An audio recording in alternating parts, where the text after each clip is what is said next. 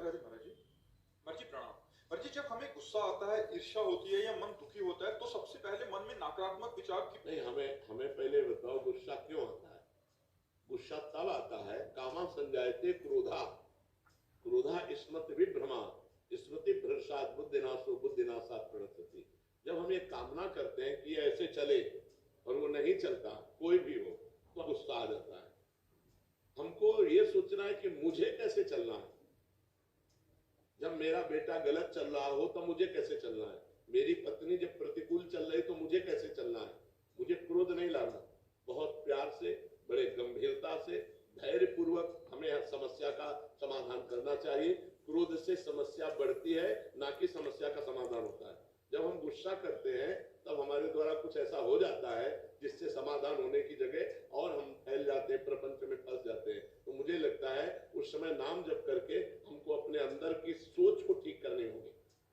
अगर हम अंदर की सोच को ठीक नहीं कर पाए तो जेल जितनी भरी है वो सब इसी में भरी है, काम में या क्रोध में या व्यभिचार में फंसा या हिंसा में फंसा, चोरी में फंसा, इसी में जेल भरी हुई। गुस्सा नहीं संभली, आगे कुछ गलत कर दिया, जेल भोगना पड़ेगा। तो हमें लगता है हम उस समय अपनी सोच को कंट्रोल कर सके, उसके लिए भगवान का भजन है।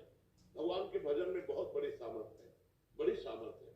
और सामने वाले का परिवर्तन क्रोध से नहीं होता, हमारी नम्रता और विनम्रता और सहनशीलता से होता है। एक बार श्री स्वामी एकनाथ जी महाराज महाराष्ट्र के गंगा स्नान करने गए, तो स्नान करके लौट रहे थे तो ऊपर विधर्मी का महल था, गली के ऊपर। उसने थूक दिया, देखा महात्मा का नाक जा तो ऊपर थूक दिया, ऊपर गिरा जा।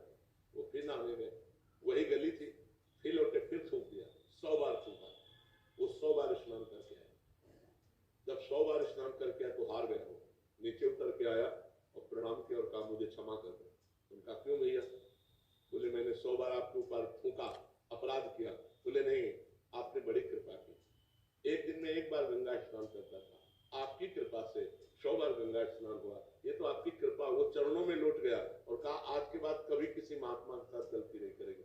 विनम्रता और धैर्य ने उसको बदल दिया।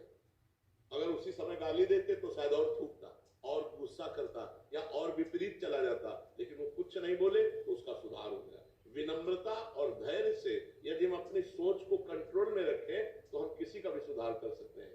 गुस्सा से सुधार नहीं होता, गुस्सा से और हानि हो जाती है सुधार की गुंजाइश में। जैसे छोटे छोटे बालकों को आप बार बार प्रताड़ित करते रहे तो उनके अंदर आपके प्रति जो अश्रद्धा पैदा होगी, जब वो जवान होंगे तब वो आपका अनादर करेंगे कि ये बहुत दुष्ट हमारे साथ ऐसा ऐसा करता रहा।